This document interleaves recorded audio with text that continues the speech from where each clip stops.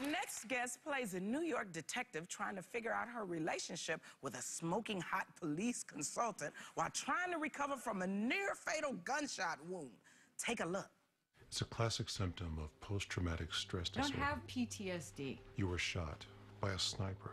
I think it's fair to say this case is going to bring up issues you still haven't dealt with. Okay, then fine. I'll deal with them. Right now, I need to figure out how to make this stop. Please welcome Stana Katic.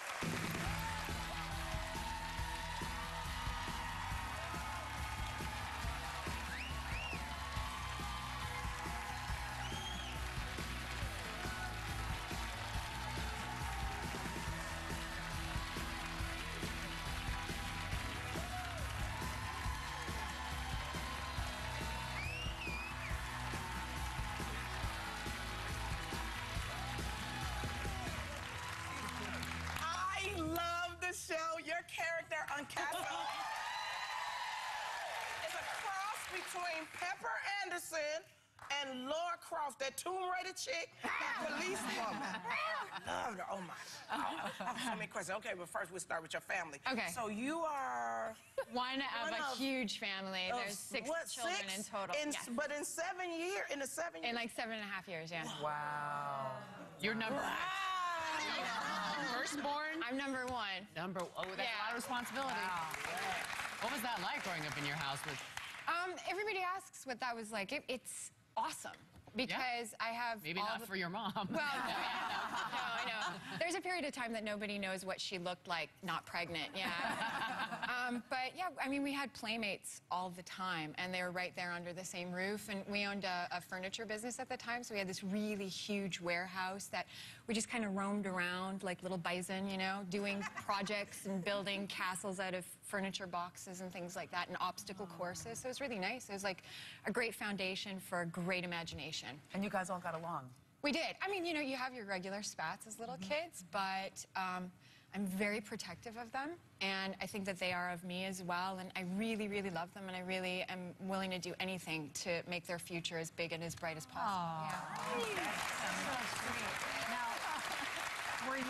is that back when you decided to become an actress? Were you young, or did that come later? Yeah, no, I was like 4. And we were in a little pizzeria, a neighborhood pizzeria, and one of our family friends leaned over and asked me, I can still remember, you know, because people are so huge when you're little, so I think I was up to like halfway up to her knee, and she goes, what do you want to be when you grow up? And I was like, I want to be an actress. And I see my dad being like, no, you mean dentist. Yeah, so I was little, and I used to grab my siblings in the middle of the morning, like 6 o'clock in the morning before we had to go to school, and force them to do plays with me on our porch. You know, I always had a big cast because they're all there. But and none of them are actors, are None they? of them are actors, and none of them really need to be actors because they're really just extraordinary individuals in their own right. I mean, I have a brother who rode his bike from Mexico to Canada to Chicago. Another one that walked from Mexico to Canada. So they all do really extraordinary, adventurous things on their own. They like to travel in difficult ways. Yes. Yes. You know, you're terrifying me. I have a 4-year-old who says, I want to be an actress. And I go, she'll grow out of it. Don't worry, she'll be a doctor. Yeah. Now I'm scared. Now I'm scared. Why? You scared Why? me. It's so great. Oh, because it's such an easy life. There's no rejection. No, I know. But you know what? You're building her foundation right now. You're building her sense of personal strength, her values and everything. And that, I think, will carry her through any of those rejections, you know? And especially if she can come home to you when she had a really horrible audition or horrible experience at work. I mean, she's so set for life. I am pretty amazing. Yeah.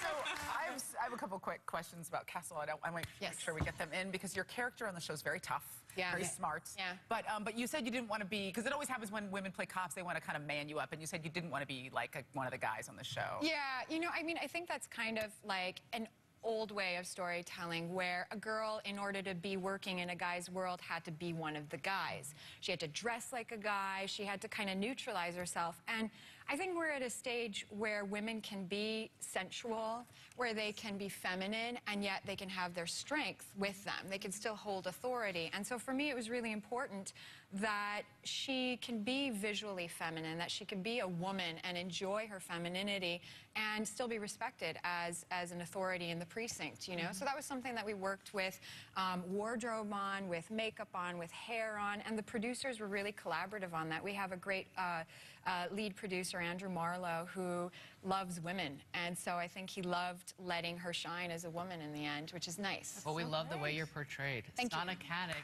thank you for coming on the show. You can see Castle Monday nights at 10 o'clock on ABC. We'll be right back.